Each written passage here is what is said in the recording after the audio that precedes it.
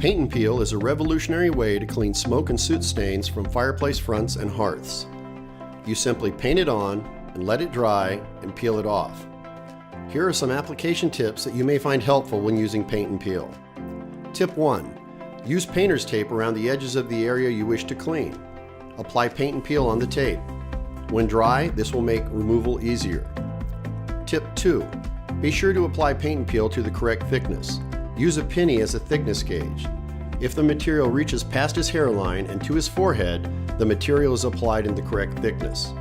Note, if Paint and Peel is not applied to the recommended thickness, it may be difficult to remove as the dried film will tear off in small pieces instead of peeling off in one large sheet.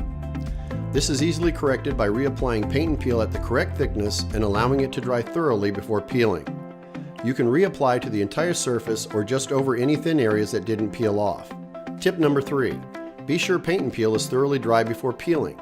Drying time will vary based on temperature and humidity.